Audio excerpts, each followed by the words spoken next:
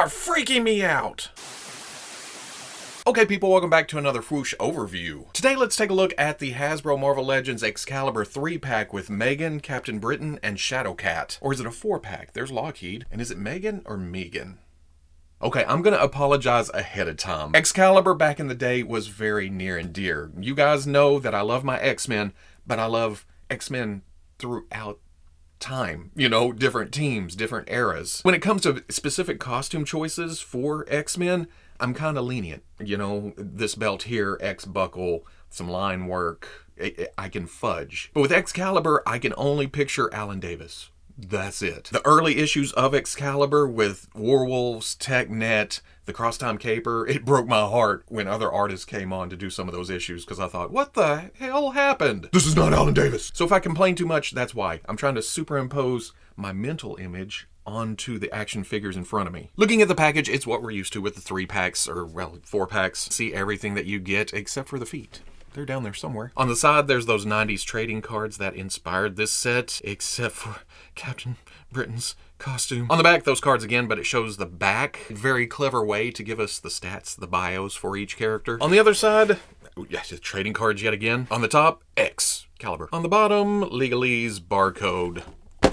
We're gonna get this open after I throw it around the space and see what's going on here. Tape, latch, flap, pull. On the back, in a yellow motif this time around, there's a faded X. There's cards of, wait, it's just 90s cards. Gambit, Storm, Rogue, Cable, Deadpool. Ryan, you so crazy. I finally figured out how to use the Scotch tape. You just pull and the hands come out. It's brilliant. Let's see if it does the, oh. Oh, no. Welcome to my shelf, Meggan.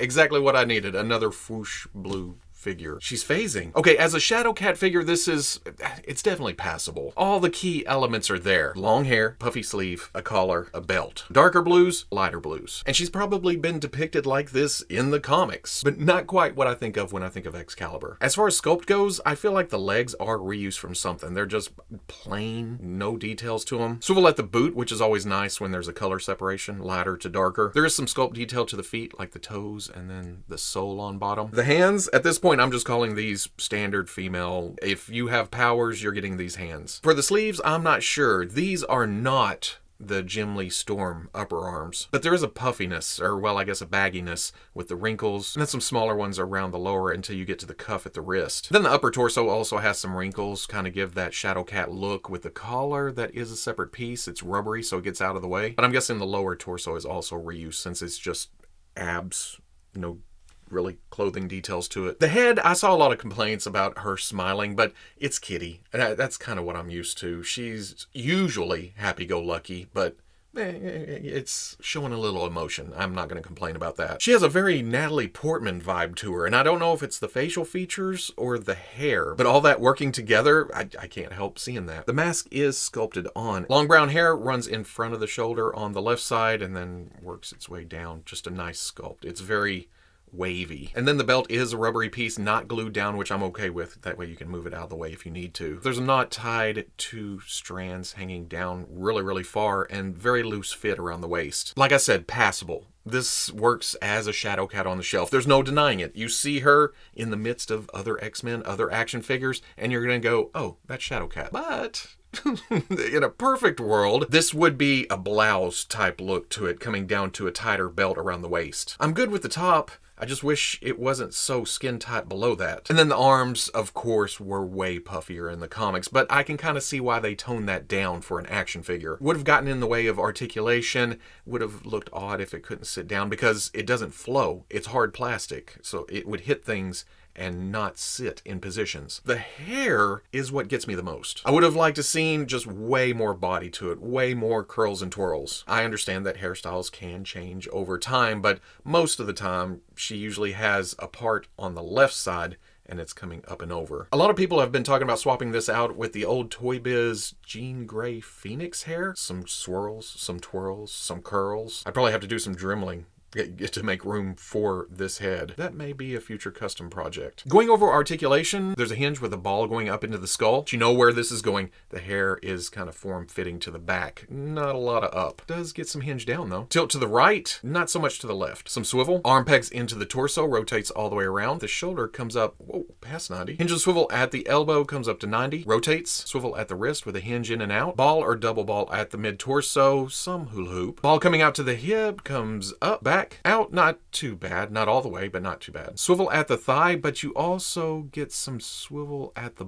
ball at the hip. Be aware of that. Double knee, easy. Bam! Swivel at the boot. Hinge at the ankle, goes back, way forward. Front facing pin for rocker. For accessories, Kitty's hands do pop out. And she comes with a pair of fists, which changes things up a bit. Like I said, these hands have been used a lot, so I may use one magic casting and one fist. And then I hate to call them an accessory, but she also comes with Lockheed. It's the same sculpt as the one we got with the previous kitty, but it is in a lighter purple. And actually it's more dull. The old one is shiny. It's sculpted with the wing out and the tail hooked, so it would sit on Kitty's shoulder and then it's locked on. But there is a lot of hair in play here. I don't think you can do the same thing. And it's kind of an odd...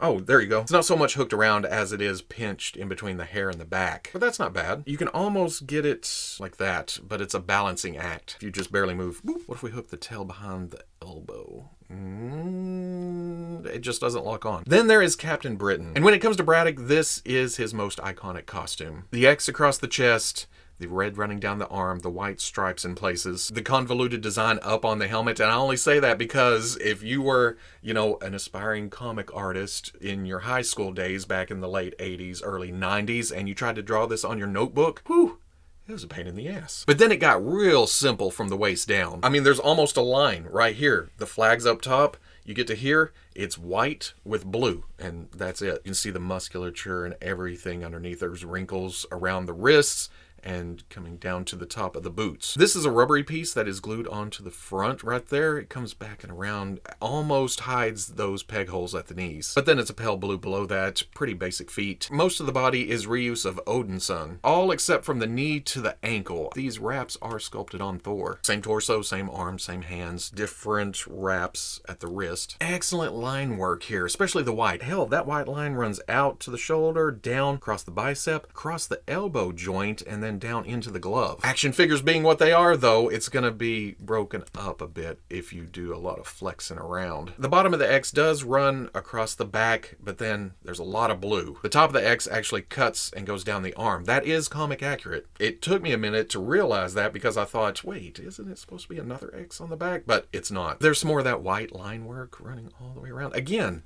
well, that's going to break all to hell. The drawbacks when it comes to hard plastic toys. I wish there was a little bit of lip color to make it stand out against the skin tone, but that totally works. And again, with the line work between the reds and the blues, the white just stands out. It looks fantastic. In a perfect world, yep, I'm going Alan Davis again. In that perfect world, this chest would have been bigger and broader. I think that's what set Davis apart from most of the other artists we've seen do Captain Britain.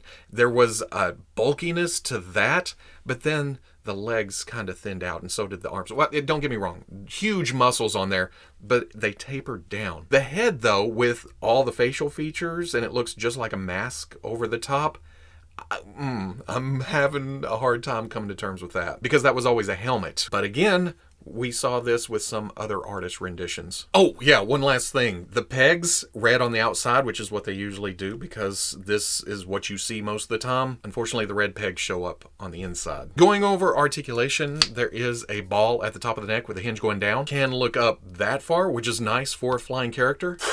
Looks down, not much tilt. Swivel, peg at the shoulder goes around, hinges out, swivel at the bicep, double elbow, past 90, swivel at the wrist, and then hinges in and out. Hinge at the ab crunch goes way far forward, pretty far back. Swivel at the waist, ball coming out to the hip, comes up, goes back, out, not shabby. Swivel at the thigh, double knee, oh yeah, that's what I figured, that right there. Swivel at the shin, hinge at the ankle goes back, goes kept going. Front-facing pin for rocker. For accessories, Captain Britain comes with, well, it's either Excalibur or the Sword of Might. I think it's Excalibur, but there is an argument to be made that it's the sword of might. Some nice sculpting detail to the blade working down to the guard. Kind of a round orb gem thing. Black for the grip, and then a couple of rings for the pommel. And that's why he has grip hands. In fact, can he? Oh yeah, not a problem at all. Give me British sight beyond sight. You just have to drop it down a little bit to see around it. But my Captain Britain does a lot of punching. So these hands come off. Then you can plug in 2 big honking fists. Then, like I showed a minute ago, the head also pops off, and you can pop on a beautifully bearded version. From what I understand, this is a more modern take that's happened in the past few years, kind of sweeping in the wind. I have nothing against this. In fact, I like it. I will never hate an alternate bearded head, but I also have no connection to this. So my Captain Britain will keep the old head. I guess I could have compared the two. The design is the same. In fact, the rest of the head is the brow, the ears, everything is just beard added on. And then finally there is Meggan, and I saved her for last because this is her first time being in 6-inch action figure form. And you know what? I couldn't be happier. Speaking of happier, we're gonna go straight to this. Again, I saw a lot of complaints of the big smiling face, but this is just how I think of Meggan. Back in the day, her personality was a bit clueless at times, but in an endearing way. Because when she was sad or angry, her body would change. Well, she was a shapeshifter. She would either see herself as ugly or, you know, big and strong, depending on her mood. Right now, she's happy. So I'm gonna go with that. And yes, she has the pointy ears up under there. And the big flowing hair is just a chunk of blonde plastic. Very flowing. Is there a wash in there? Maybe, but the sculpt itself does a lot to help bring out the details. Below that, I'm guessing that this is a reused female body that we've seen before. It just has the usual articulation scheme, the proportions, everything. But I love the green and black costume, and we're going to talk about costumes here in a minute during another Perfect World segment. Like Captain Britain, they did a good job of connecting it all together when in neutral pose, and even painted across the back. Didn't have to because we'll never see it under that hair, but hey, extra mile. The lower detail is also painted down here, and that's another one of those things that took me years to realize that it's actually an M. When you start articulating, it's going to break all to hell, but again, the drawbacks of making action figures in hard plastic. Works down to just the knees, the legs, but a bare foot. And then they painted her costume to come down between the toes, just like in the comics. Just a good basic Meggan. Yes, standing her up can be slightly difficult, but finding the center of balance is not too hard. And the reason for that is because they didn't sculpt the hair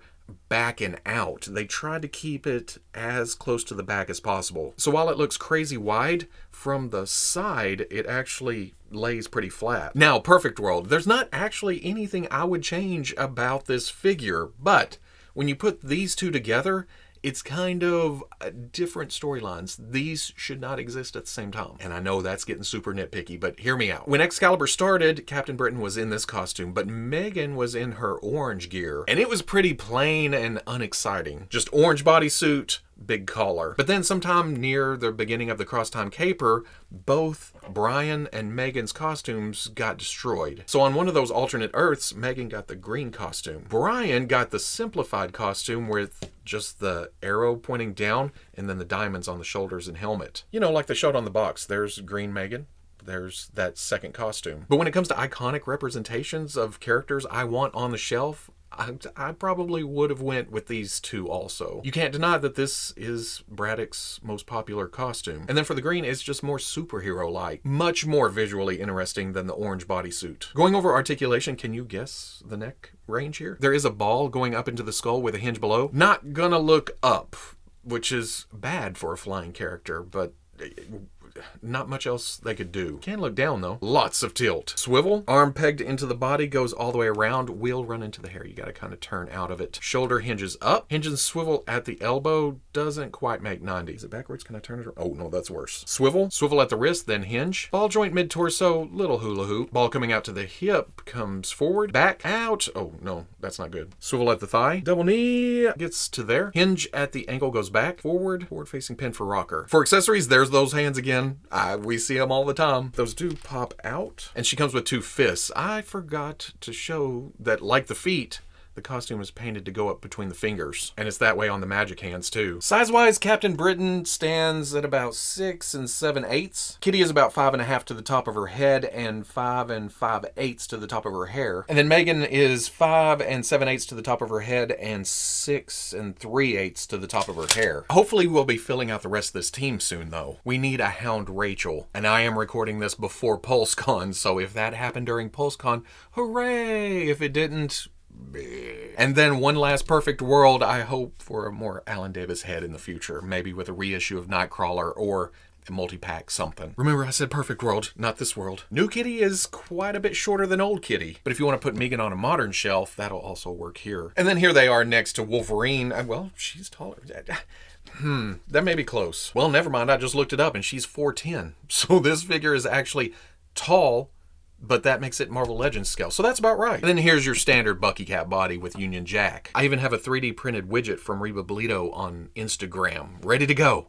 All I need is Rachel. So at the end of the day, I do like this set. I know I have my gripes, but like I said way back at the first, I was already going to be nitpicky about it. Even with the promotional images, I was, okay, this bugs me. This is going to drive me nuts. This looks wrong. I may fix that. Shadowcat is the worst offender in that aspect. It comes off as more of a cosplayer. But I've been waiting 20 years for Shadowcat in this costume, so this'll do for now. Captain Britain, I ended up liking a lot more than I thought I would. He's dynamic, he's tough, he's powerful, he just looks like a badass standing there, or in action. And then Meggan, it's good to have her on the shelf. She looks fantastic. She's not the most dynamic when on the ground, but you put her in a flight stand and, oh, that's where she comes to life. There's magic happening. But I'm also one of those guys who doesn't mind doing a little customizing. The way I look at it, this is a good start for Shadowcat. I'm going to do some playing. And I may try to get a hold of another set and turn Brian into that second Excalibur costume. And hell, if I'm getting a second one for that, I'll have another Meggan to put in orange. Just give her a collar. So that's customizing fun on top of it being Excalibur. That's just one of my childhood comic book favorites. And it's, oh, it feels so good to get it in plastic form. If you enjoyed the review, comment, like, subscribe. Much love to the plus if you're interested in seeing videos early or in a position to help out the channel, patreon.com. But wherever you may be watching this, I'll always catch you on the Fwoosh. Okay, I've put these through the pose paces, and you want to be careful with some of the scrape points. Some of Hasbro's bigger bodies like this, they have this point on the top of the shoulder, and if you just drag the arm up, it's going to scrape paint. And then I've run into the same thing with Meggan. You just drag up, it's just going to scrape against the torso because the flesh tone is painted up on top of the shoulder.